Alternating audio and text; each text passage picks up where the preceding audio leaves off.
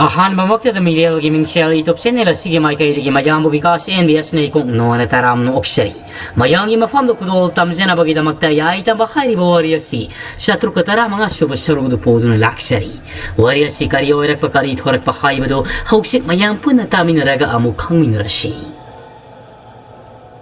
ꯅꯨꯃꯤꯠꯁꯤꯒꯤ ꯅꯨꯃꯤꯗꯥꯡ ꯑꯍꯤꯡ ꯁꯕꯣꯛꯀꯤ ꯃꯇꯝ ꯃꯤꯁꯤꯛ ꯃꯤꯔꯥꯎꯈꯨꯜ ꯀꯅꯥꯁꯨ ꯇꯥꯗ꯭ꯔꯦ ꯃꯍꯩ ꯇꯨꯃꯤꯟꯅ ꯂꯩꯅꯅ ꯃꯤ ꯑꯃꯇ ꯂꯩꯇꯕ ꯈꯨꯟꯇꯥꯛ ꯂꯥꯟꯁꯤꯕ ꯈꯨꯜ ꯑꯃꯒꯨꯝꯅ ꯇꯧꯔꯤ ꯄꯤꯛꯂꯤꯕ ꯃꯆꯥꯅꯤꯄꯥ ꯑꯗꯨꯅ ꯍꯪꯉꯥ ꯍꯥꯏꯗꯨꯅ ꯀꯞꯂꯤ ꯃꯅꯥꯏꯔꯨꯕꯤ ꯑꯃꯅꯤ ꯑꯗꯨꯁꯨ ꯑꯉꯥꯡ ꯑꯗꯨ ꯊꯤꯌꯝꯅꯕ ꯂꯥꯛꯅꯔꯤ ꯃꯃꯥ ꯑꯣꯏꯕꯤ ꯃꯍꯥꯛꯅ ꯐꯃꯨꯡ ꯑꯗꯨꯗ ꯂꯣꯡꯈ꯭ꯔꯥꯛ ꯂꯣꯡꯅ ꯍꯤꯞꯅ ꯑꯗꯨꯃꯛ ꯑꯁꯤꯕꯤ ꯑꯃꯒꯨꯝꯅ ꯇꯨꯝꯂꯤꯕ ꯃꯅꯥꯏꯔꯨꯕꯤ ꯑꯅꯤ ꯑꯍꯨꯝꯗꯨꯅ ꯑꯉꯥꯡ ꯑꯗꯨ ꯊꯤꯕꯗ ꯌꯥꯝꯅ ꯋꯥꯕ ꯍꯥꯏꯕꯗꯨꯃ ꯑꯣꯏꯔꯝꯃꯤ ꯁꯨꯝꯅ ꯂꯩꯔꯤꯉꯩ ꯁꯦꯔꯛꯇ ꯃꯈꯣꯏꯅ ꯂꯩꯔꯤꯕ ꯌꯨꯝ ꯑꯁꯤꯒꯤ ꯌꯨꯝꯊꯛ ꯑꯁꯤꯗ ꯒꯤꯠ ꯍꯥꯏꯗꯅ ꯑꯀꯤꯕ ꯐꯪꯅ ꯁꯥꯐꯨ ꯑꯃꯅ ꯀꯟꯅ ꯅꯝꯂꯛꯈꯤ ꯃꯅꯥꯏꯔꯣꯏꯕꯤ ꯑꯍꯨꯝ ꯑꯉꯥꯡ ꯊꯦꯡꯂꯝꯕꯗꯣ ꯑꯉꯥꯡ ꯑꯗꯨ ꯀꯞꯄ ꯇꯣꯛꯎ ꯌꯥꯔꯛꯇꯕꯗꯒꯤ ꯄꯥꯈꯠꯅꯔꯛꯂꯤ ꯃꯃꯤꯠꯀ ꯃꯤꯠ ꯆꯥꯟꯅꯔꯒ ꯀꯔꯤꯕꯨ ꯊꯣꯛꯂꯛꯀꯗꯕ ꯍꯥꯏꯗꯅ ꯌꯥꯝꯅ ꯄꯥꯈꯠꯅ ꯂꯩꯔꯤ ꯃꯇꯝ ꯑꯁꯤꯗ ꯈꯪꯍꯧꯗꯅ ꯀꯞꯂꯝꯕ ꯑꯉꯥꯡ ꯑꯗꯨ ꯆꯞ ꯂꯦꯞꯈꯤꯔꯝꯃꯤ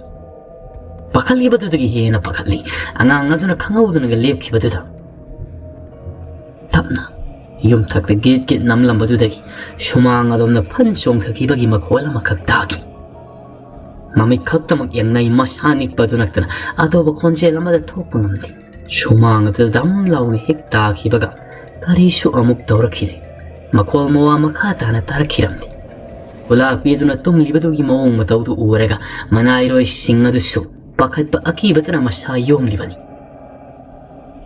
ꯑꯁꯨꯝꯅ ꯇꯧꯔꯛꯂꯤꯕꯁꯤ ꯅꯨꯃꯤꯠꯁꯤꯃꯨ ꯉꯁꯤꯒ ꯊꯥꯅ ꯍꯨꯝꯅꯤꯗꯨ ꯁꯨꯔꯛꯂꯕꯅꯤ ꯈꯨꯜ ꯑꯁꯤꯒꯤ ꯈꯨꯂꯥꯛꯄ ꯃꯤꯉꯝꯕꯗꯨ ꯇꯝꯊꯤꯅ ꯂꯥꯏꯉꯝꯅ ꯍꯥꯠꯇꯣꯛꯄꯤꯔꯝꯕ ꯃꯤꯀꯨꯞ ꯑꯗꯨ ꯃꯗꯨꯗꯒꯤ ꯈꯨꯜ ꯑꯁꯤ ꯅꯤꯡꯀꯣꯛ ꯀꯔꯤꯒꯨꯝꯕ ꯃꯇꯝꯗ ꯑꯀꯤ ꯇꯨꯖꯨꯡꯕ ꯈꯔ ꯄꯣꯛꯇꯨꯅꯇ ꯂꯥꯛꯄꯅꯤ ꯑꯗꯨꯕꯨ ꯈꯨꯂꯥꯛꯄ ꯁꯤꯈ꯭ꯔꯕ ꯃꯇꯨꯡ ꯃꯇꯝ ꯀꯨꯏꯅ ꯀꯔꯤꯁꯨ ꯑꯀꯤ ꯇꯝꯅꯔꯥꯏ ꯄꯨꯕ ꯀꯌꯥ ꯇꯧꯔꯛꯇ꯭ꯔꯒ ꯅꯨꯃꯤꯠ ꯍꯨꯝꯅꯤꯗꯒꯤ ꯉꯁꯤ ꯐꯥꯎꯕ ꯇꯧꯔꯛꯂꯤ ꯑꯍꯤꯡ ꯈꯨꯗꯤꯡ ꯑꯉꯥꯡ ꯑꯁꯤ ꯊꯦꯝꯕ ꯌꯥꯗꯅ ꯑꯗꯨꯃꯛ ꯀꯞꯄ ꯑꯗꯨꯒ ꯃꯈꯣꯏꯒꯤ ꯌꯨꯝ ꯑꯁꯤ ꯌꯨꯝꯊꯛ ꯅꯝꯕ ꯌꯦꯅꯈꯥ ꯂꯨꯈꯥꯗ ꯀꯔꯤꯒꯨꯝꯕ ꯁꯒꯣꯜ ꯇꯧꯕꯒꯤ ꯃꯈꯣꯜꯒꯨꯝꯕ ꯐꯛꯂꯥꯡ ꯑꯁꯤ ꯍꯣꯒꯥꯏꯒꯗꯕꯒꯤ ꯃꯑꯣꯡ ꯇꯧꯔꯛꯄ ꯃꯇꯣꯏꯅꯅ ꯇꯧꯔꯕꯅꯤ ꯑꯗꯨ ꯃꯈꯣꯏꯒꯤ ꯃꯁꯥꯅ ꯍꯪꯂꯤꯕ ꯋꯥꯍꯪ ꯄꯥꯎꯈꯨꯝ ꯐꯪꯗ꯭ꯔꯤꯕ ꯑꯃꯗꯤ ꯅꯨꯃꯤꯗꯥꯡ ꯍꯦꯛ ꯌꯥꯇꯥꯈꯤꯕꯒ ꯃꯈꯣꯏ ꯈꯨꯜ ꯑꯁꯤꯒꯤ ꯈꯨꯂꯥꯛꯄꯤꯁꯦ ꯑꯁꯤꯕ ꯑꯃꯒꯨꯝꯅ ꯑꯗꯨꯃꯛ ꯈ꯭ꯔꯣꯛ ꯅꯥꯈꯣꯛꯅ ꯇꯨꯝ ꯅꯣꯡꯃꯗꯁꯨ ꯃꯈꯣꯏꯅ ꯍꯧꯁꯨ ꯍꯧꯗꯣꯛꯂꯨꯗꯦ ꯃꯍꯥꯛꯅꯁꯨ ꯃꯤꯀꯞ ꯊꯣꯔꯛꯄꯁꯨ ꯇꯧꯔꯝꯃꯤ ꯃꯁꯤꯅꯤ ꯃꯈꯣꯏ ꯃꯌꯥꯝꯅ ꯄꯥꯈꯠꯂꯤꯕꯁꯤ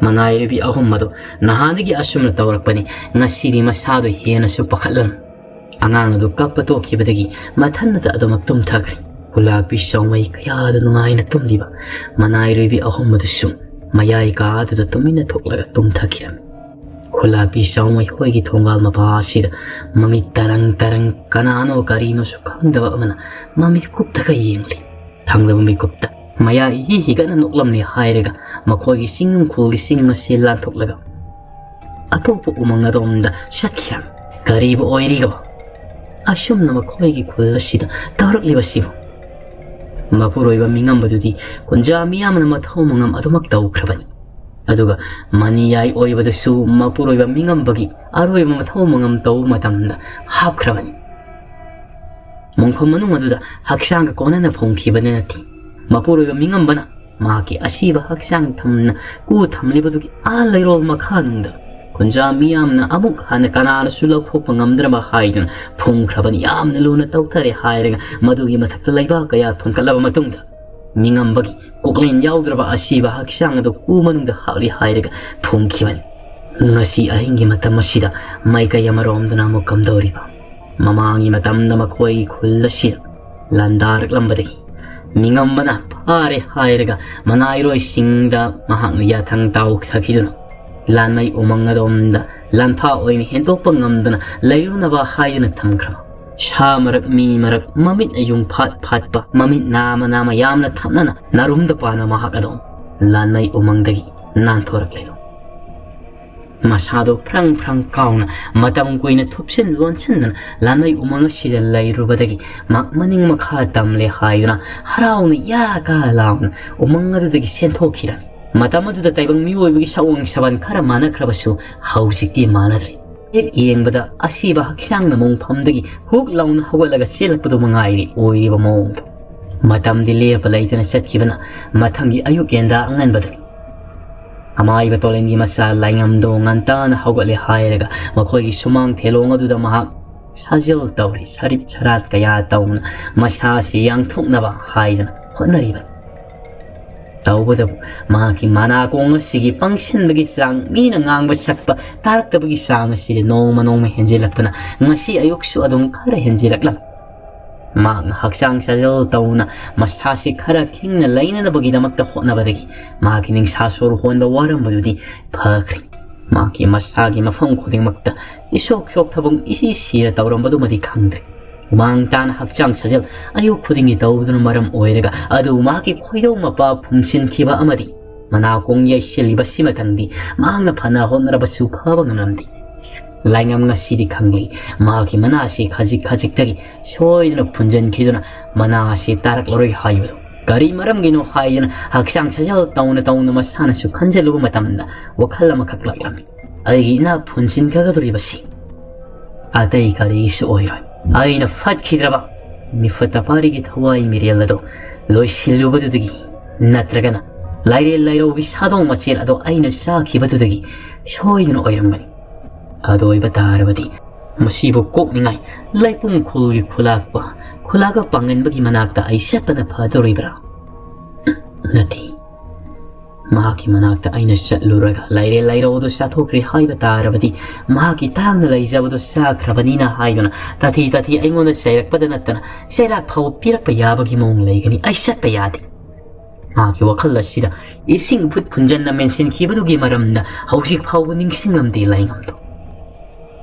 haksang sajalado oida amukau yeta amukau tawriman matamashide ikang hangawdana yamna thajadabagi mawngda numisimum kayani nungchu mai kaya somnge lana pairakiba shauraba singlai goldagi na thoktuna maning makha tamna paininge haiduna lakhibada laingam hoigi sana khoma pa silana nongpok asumna paikhiba ayuk yenda hangan mamli taw matamsida laingam adusu ure mamai nongkhatloba matamda hoi masidi singlai natrani mani singlai kadayagi singlai no si ai khoi khulla sigi nongpok mai kai tamna pairaga satriba singlai ai singlai sibu tanana makpu khudum sandaba yadabani ayum sidaba hayna laingam nomadulatia thakta masado phare hai makai maki paiba ngambagi matik miyai du khudum san khabani pai khalaklam mapung phana masa se malang pal du tauna paiba dingamlam de singlai du masa tu fanga du khapna yamna pai laingam du sumadu gi matung inana masaro tauna pairak Tangramai kopta singlai adugi manak yausilakadori adubu manak naksilaka matamasidi yenglobadadi singlai piyam matawasidi laingam masara tusumna akiba pokmani singlai asigi masa khudingmakta sagup laubugum laithung pakpagumna taw aduga magi haksangi sadong singaduda laingamna sum naksin laga uraka matamda hanna mareng satpagum tinkang yamna sinba singlai amagumna taw mapap selaba singlai amag madudigi laingam manak nakselamado manak naksandre singlai ado adumak makhoi kulla silana nongpok mai kaisumna pairaga sati laingam tapna malem laimaira tarka matamdari makhoi nongpok turel masinda tai karino husikidaba singlai makti oiraga maki masado laitung pakpagumna mahut hanna mareng satpagumna tawriba masigi matung aina inahawdriba si amna pharabani mahakna nongpok mai kaida sumpai kribasina kadai tamna pai kaduribasana ai khoi nongpok turela sidi tana satri hairaga loktak pat ka samnagaduriban nongpok asida mahangla sumpai krabadi mai tai khunpa kaya taba khol kaya sa soidine thingnagani ipa maiba tolaina mamangi matamda aingona su haibi takti khibadoi Sao sangraba hingsaba singa maga sao mayong yaba sapa matamda thengar khiba maitei kunpak paring sana ta khiba madom da sat khragani loktak lairimi ima ma ki mai kai tamna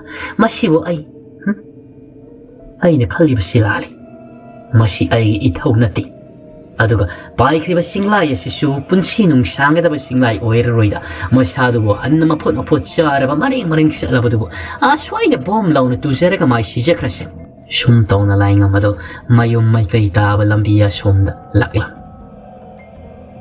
Yum yaurakti. Mamsup tawribanina kullay kay miwo yamatasu yahaurakti. Laing amgi masasida ningsing mangsing na ba amagaloy na nalakigan. Laibang kanagi misik mirakul tadro matam. Sumlaka matamda makoygi tongal yaw kada ba tuti karawali. Lamlong humpang ba yagad. Makoy kullasi mayay sa laibong sari ba lampak aduga mapachap sananan. Matamasida kangawla makok takugit chaw ni yeta. Paizo marang makamen sa pasyet pa amang. Makip mafufrit adusu beson purit asam boy muray na boy kayo sin. Langyan piya mayalaga makong dusu kurum pawatong nung siya kray marak aduda laingam gi mamang thana kara laptak sa libado laingam uwi. Ahan da maksap lipani. Kanano ni sibo khaydan. Munna yang seluda di siliba piso lighting libaduga laingam masara tong kangsung sung. Kanali na siya. Amuk ta ngay ko ba? Amoy bagay ko ikolla sila yaok sila liba sana. Kamen set pa piso siya liba sinadi. Masi aray midi oiram laroy. Ang mataw nagtong kamdong ko oiram gani. Amuk ta ngay ko haydan laingam tanaragli. Nung alam day matamas sida nung si sumay kay salay kang na liri siliban. Panasang laingam tanari ado bulam long akong pang magiyaga makoy laibong isarin mapado da madugi suteka da hutlay sinki badagi kangaw na mangkri. Laingam masada afing afay oina karino ay na ukri ba dubo khay na makok to pay raga hotlaga laibing. Laibong masida sangkri ba hujiki dubo ay koy laibong masida mahag ato pagkula madagi koy kul sida tungak le hay raga siyang siya pamlawri ba sala. Laingam di masigi lighting ni maramda kaya toy na kang dabanina lighting ni maramda di kantaru daban. Hoida mahang na siyang siya pamlawra ba sulaw siya rasyan nung lamday matamni. Yaya gaga nuwaiti. No ngali hayra bakanda. Konjami am galoy na tuna. Laibong masida sanglaga. Masidi laigi laibong ni. Miyoya matapantan na laibi yadi. Kangga tuna lairu batar ba sukaydi. Matung na laibi yaroy hayda na hayra galoy rita na. Hayra galayang. Kufit ka fit yang lam ni hayra ga. Mayum taba lambi adom dalaklam. Laingam na set kriba tupo. Kulla si mayay oirap ta laiba. Inkogi sutek ta hawiba. O yung pambi. Bukak saw to ki matola pamli hayraga ni pagi sawng sabano ni yang hawi. Laingam di isay ga ngang na mahaglak pa na mayum yoksin ka. Mahag na hawsik mayum na yawrak la si Paul ba nong si mapung pa na ngala di adong mamsuk pa braga layri. Kaya hangan na no ay nahawat kriba sibo. Pung sabo kaya tara ba sano. Hawsik Paul ba nong nga andri ba sibo singlay ama fangi tanarur. Malutagi kong na amok siyang laklay. Lamdan mamisak ang amok ay na ururi. Sumangyaw ko matamasida. Makisago nga uru na bina. Hehe ngang na kong bugi makol gumamana akong natarakiban. Ingkola dom di yang sali. Kanasu laiti. Sagol do uri. Makauksik ta daning simakli. Nga uru na bido di mataw lai pari na sinakrabani. Mataw lai pari na pudo na siyatkrabani haibado. Ning singlo da masado tu kiyaw su amok songi. Bontok pa nida ay se. Ay giwakol sina. Pangkan na kanjaluri na kong nga sinagayay katpani. Masin marang oina kaday di lam silak laga tarak liban khandi ngak ta bu haksang sa din tawi dai ya makut masado tek na tawi miku kharagi matungda aduma hauna ruba nai dana matam di kana sungai bi da banina no ngalakli yen khong ahang bak khongli ako ibada use oya kaya na sisa hayana yelakli. Matamasida mahakim loy nabi api sanamadi manayoy bising na dusu yahaw narakli. Laingam na haksang sa jalungan ta nagatawraga layrang basida api sanado. Oro hanmaw ipa mahakpo hawalak laga korom na mapuroy badugi moong matawdo po nung siniyeng zay. Ngasi pawdi mapuroy bagi koydaw wasi punjale pamjale haibado mahang na kang manati manayay kali haibado badi kang. Ayaw asigi tawgada ba matawsing mahay loy na magtawnari.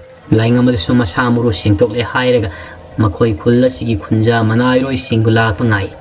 Ngayak layra bagi matungda nipa ahum makoy gilaybong asibo. Nahan paluri ba ikarado na konagadra haydana wata tokta sintaw balaklang. laingam na ai dina khoi bu ngairam libani ne ma mata da khura ipan kari lairaba ining thau ai khoi bu ngai bi ramade ngasai ne aina nongala ka matamda kholgi khonjila som phawa haksang sajel oina thoklubani matam budi nongalak le haiba yuan mamsuk taw aina sum lakpadani ai khoi lamlong ohung phangwa yaga sida marang turang ba phaijong gumbam susi makok ta su kogi asauba ma yet besan phurit gumba asang boya mo boi tawum sule makong di kari su tong di ni pa ma sang hibagi wani lampak su thekta madudagi aina hek yengmada phangdaban laingam na tamuk liba wal tabada mai swai launga kre laingam na angang ni na khangdrba su mahaki mathak thongba ma makhura kauriba singa duna di loina makhanglam hayum sidaba ining tho ma ki masak makti uhobra uhode da adu budia ado mahak ai khoi gi laibong adu da changja pham lauraga to ba khol gi lak po oiram basu ya ai khoi hojik sale hairaga laibong adu da yarek pa yade matung masite laiba yaroi haidana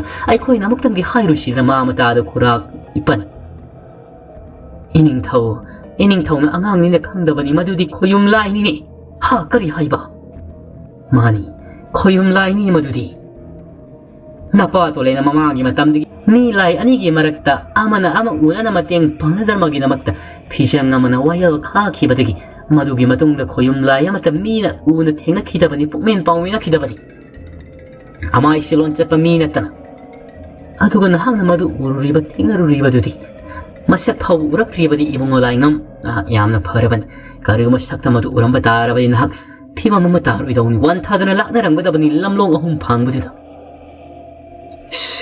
aini mihul thawga ayorureda laini ga hairakpaduda adudi karamba lai oirabasan ining thau nahangna khangdaba kaya lairi ai khoi khulla sibu ngakpi senbige haiduna saphonglakpa khoyum soidan oirangmani hausimak ai khoi thun chatle hairaga iyado kona na bakadai digna thiruraga loishinna tawdaba yadabani khulla sibu konbiga daba ibado mahakna ngaiduna lairedo magi sanga aidu da lengsan gadabagi sakina tak libani maduna laingam di madu khalubada masado akiba amasu poglaklan asum tawna ayuki matama sida laibong madu da chatle haibaga tawbaga kanasu lairam de laibong sida makhoina nahan phalakiba I kondi konadre khara makhaidun kupli ngasi iyado thiba chenabagi damakta laingam mahaksu yauna khongsala si haidan hainari ayu asigi sak toklaba matungda makhoi mapalna khongbu oire hairaga laingam su yauna I thiba laklam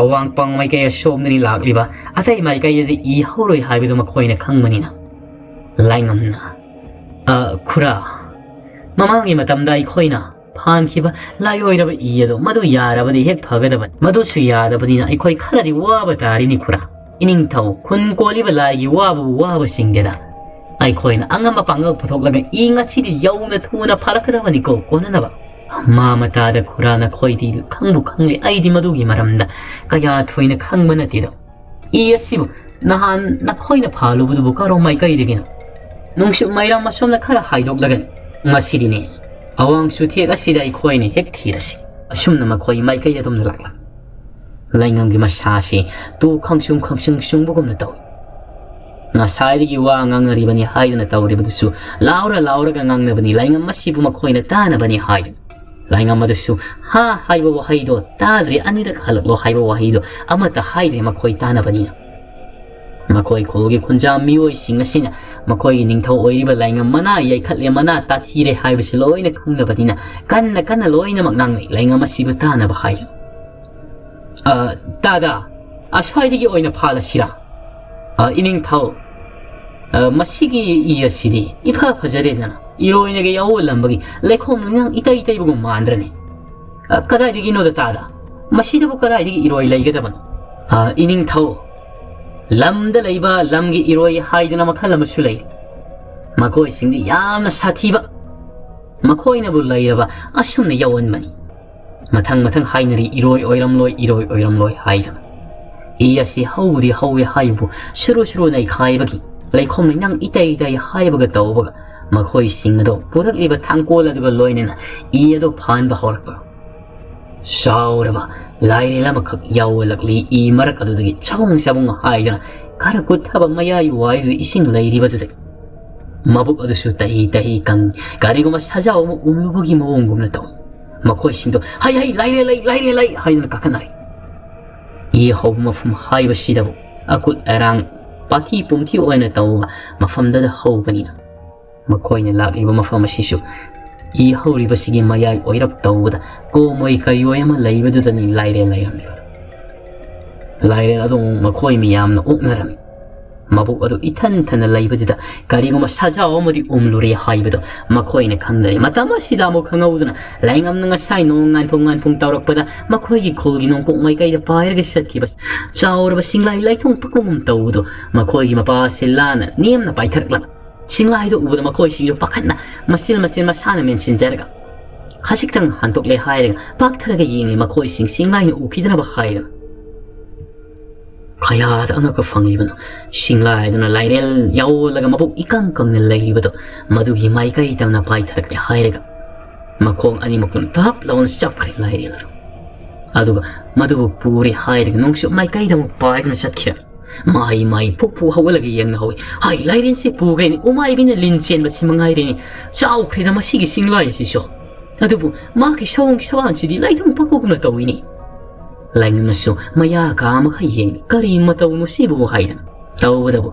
hausik ta saur ba singlay do siya laga pura ka sat ba lairi la dudi ay siya ba lairi nati sum nagi lay ko lay raya pung lay mari ba lairi laman ado na maghoy da toy na kari su kudong ti ba nang lamdi saur ba lairi la do ang sumay kaya da thang at purik le hay raga awang ba dudagi malem lay khatam na thadaraga saur ba nung pak amada tahan na lairi la do hatok laga umay bin ni lins ha Wang na tanggal agak pugum na singlay sina so hatok na lain na do macit hegain mabuk manungda yaur ga lairam libas hajaw do ga pun na saram singlay sina ga sela ga pura ga set ki badudi umay bin lin masama sin bugum na nilam lain na do ga sangdam na rurobati makoy so sil na sina I sing na do lai khom linang itay ra basu lain na do lairam bagini khanduna makoy na loy na phantok le hai ga lak nung sa hay ka matam yaurakli nakala syom na mukam daw riba nung may kaibong ngak liba amay batolin hausik pau ba halakti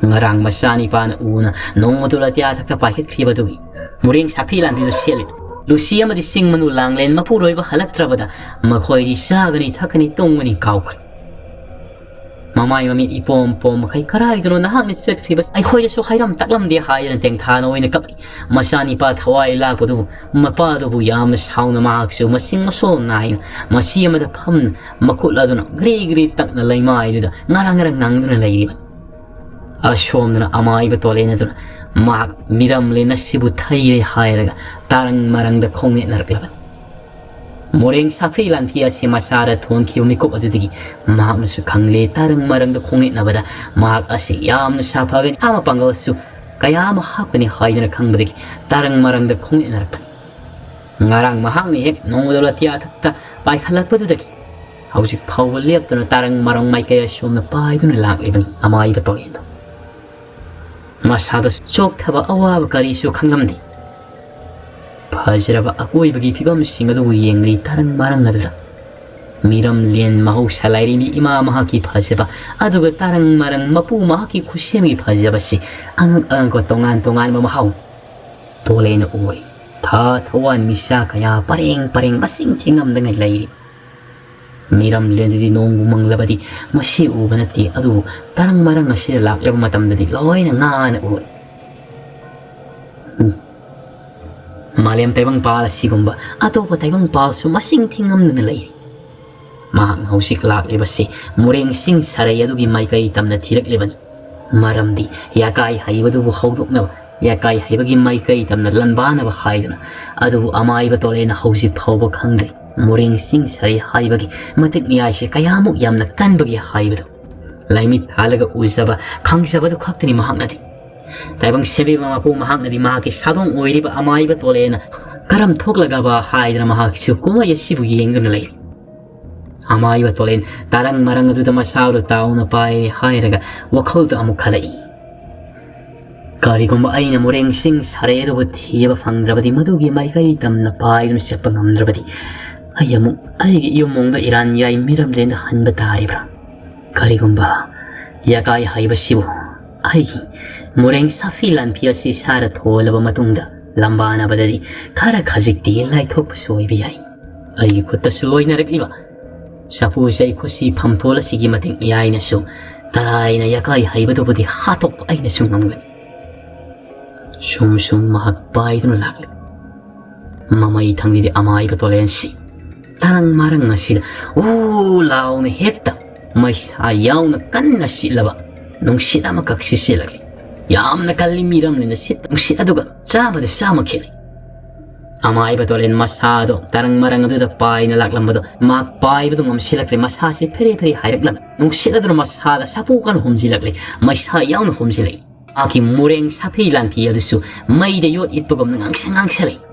Thang na mumikupta amay batolen makyasag ka mamisin usilag ayan kang mamay thang na amay batolen isa mahagsangsi mafam sidigi urulay na kalab may sayaw nung si pudo na chat kay amay batolen mamito tarang pangay masasi kaday way na laysari manok hangdi masinarang oy na amok ta sumahag na puglak padigi udri ba saong saban ngak ni mahang uri ba mamisin ka matamda Tolen ako ay bada layram liba, ako ay bagi pibam do ubada, masyado ipay hawari. Kaday doon ay nilayram liba. Kaday doon ay nilayram liba. Karino, masin mo ba laysin ba? Ay kisama haksang sibo. Payboy sing boy karino. Kaday doon ay nilay liba. Akiba saong sawan uway na ba kaya na ay ako ay basulay bagumtaw. Matamasida kang udan, kaday ay din kang nila. Konsela manang. Amay ba tolen? Taibang tamba oy ba? Tolen konsela do tao na kang sing kaday do hay ni maki makut ka do mami ano ni yeng lo matamda makusi isang pogom na jara hay do na maring set pogom na sutawri kanano ay ba ko wili ba kanano ay nila iri ba sibu kaday do ay bu sira bra asiba hay ba do oy bra natraga na ay na husik layri ba si manglan pal hay ba do dara Amuk tetap tago taibang tamba oy ba toleno. Amuk tetap tago.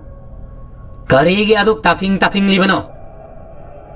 Nang na hausik layra riba si. Kaday dono haywa na sana kangjadri bara hausik pawa. Kangjadri. Ay tasiyang na kangjadri ay ba pudo na lag iba. Ay nila iriba sibu kaday dono. Ha. Amay ba tolen. Nang nalayri ba si mureng sing saray hay riba. Musin mo na laysin ba?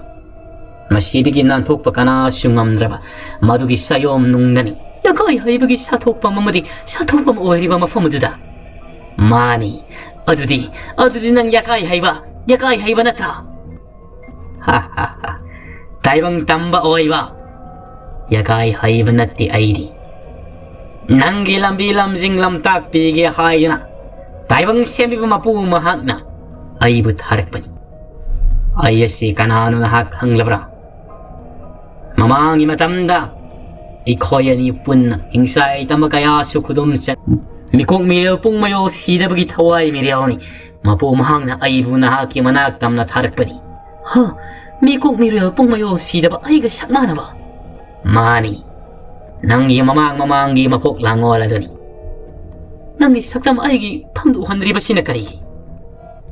Yang amay batolen tamba away ba nang di ahing wani ay na asibat haway mirel mapugi kuya kada mapugi tawal sang jaribani nang nakarigi no asilam damdagi hena tam chiraba tarang marang asida nasado pay na tao na lag iba nasagi mang nakong na tija balag libra nati ay gimang tibalak pa na tiyakay hay wag gimang tibalak pa ni ayri Amay batolen yakay hayba si tarang marang na makakalamba na bada kana sumay tiba pibang ngamlaro yaba koyum lay ni hayba sinakaw rabra kay tarang marang na makakalamba na bada kana sumay tiba pibang ngamlaro yaba adu bo ay nangangani ay kutta ay na maki makutta loy na tiba sa pusi ay kusi pamtola do yengi makut ani magtakulay mata suyawramde makut adun isang sangtok na maray tasin maring sa puguntawri kulay sa krabay kutsu kulay di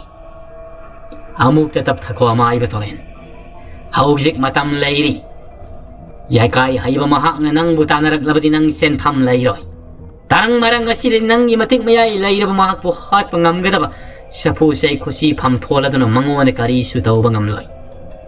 Miram lena sapong laglaba kanda madutara nang na maitiba piba ngamgani hayba giwan. Mikok kakla pau pantharagano. Miram lena halwairo. Nangi taloy singda sanbi nangi nasana nang wana ngayahuri. Nang siba yadri miram lena sina nangi mathaw yamna tari amay batwalen. Ay mga ningam na lamakhang at ay mapuk adun siki batarabas. Nang mapuk asimadi mapung palaw ko amay batolen. Nang bu ay natarabani. Hay na amay batolen na si may kaitam na aying manuksit urulaw na kamsili. Tolen kudak na mafamasili. Zara oiram libas ong sabal mafamasigi ako ay bato kong kri hayraga. Miram lena duganak na batarang marangal masasi itaw-taw galero. Tolen na i. Kalayo no. Miram len ganak na ba? Miram len na sidagi tawag pa na ngayon batarang marangal ay gisasi tao na layri. Ay nuksiki mamang tanak kan nasakukan matamsang na bahay ng laki mo fumadudagi mafumasida ay buk intabirak laba. Mapo mahak na ay damak na sinbiba. Sinbiba tawrang pum na magsiri ay na itok pa di. Sumsoy na. Yakay hay badugo ay na. Miram lena sida sapong laglabaka na maiti ba piba ngamgani hay na. Ay munatak laraman. Hayag amay batulan samay lay hayag. Miram len mahaki mayo mo maranya isana ko nung madugi may kaitam na. Bahay na siyang kiram. Man. Tarang marang nga sila di. Yakay hayo may tiba piba ngamgada ba kana ay titolay na lagi ba si mahakak tamak. Min ko pala si Zagi hay na lak pagkatsak man.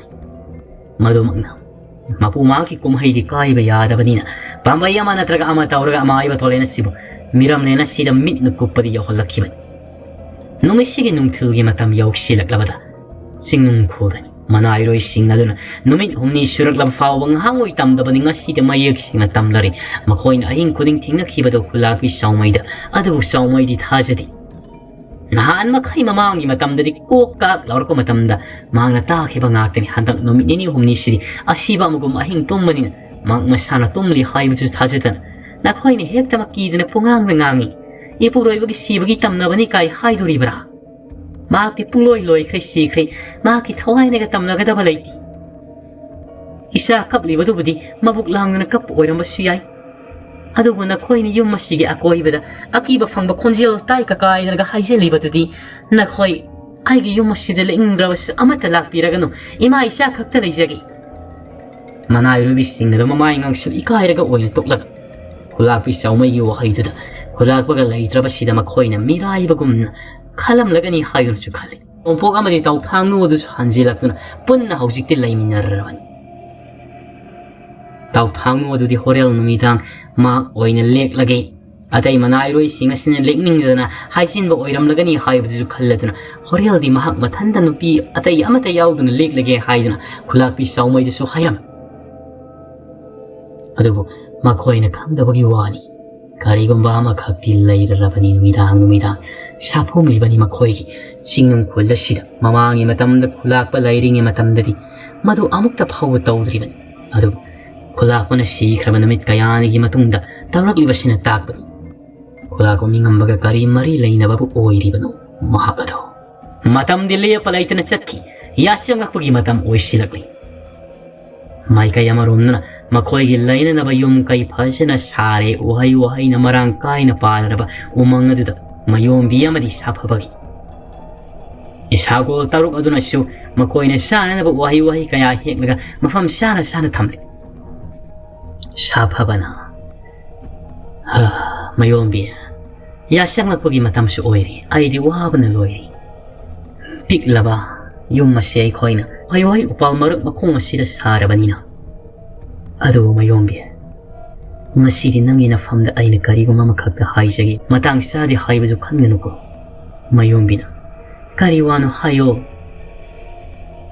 mayombi ay di nang butamoy siyang nanungsi ay nanggapon sila'y pun siya mapa mayombi mamit ito sang sapa ba tutigin ngaktan ni matunda sapa ba ay siya nang butamoy siyang nanungsi adabo Miyam kang na ay koy ni maraluhong ni hayraga matang matam sarabaganda itay na hay bado oy na yung ban mari tamsi. Madu nattana ahenba ka henram yeng aigi iphamdi yengbirakana. Saphabaduna mayombi aina hairibasina nangonda kayamuk yamna akaiba oirabagi. Ibanigidi lairiba isagol taruk asisu imung manungni. Makoina tanai khoinigibo hausit kana lairibagi. Mayombina Saphaba adumak oirabasu aigi ibong laingam mamadi ibong mani makoigi mamang magtala makoini yana maralu hongmadu aina pami. Chekta seksilaklagadi pukminaba isilinaw natrabasu makoina aigi damakta paigak paina soidana lepigani. Mayombi haina Saphabadu suwa makha taba ngamkidri. Matamasida khangauduna makoina lairiba umang asigi pangthapti thaptaba mafumamadi sagol amana hauna khongkibagi makol amakak taki sagolgi makol tabada isagol singadu sumana chap yungani. Mayombi amadi Saphabadu akiba mapui makoina hana khalibasi yai tamba makoigi maikai tamna laklaba jala haidana khalibani. Adubu yai tambu oiramgaduribra natragana kanabu oirigaba makoina lairibasigi maikai tamna sagol tong thawna laklibadabu.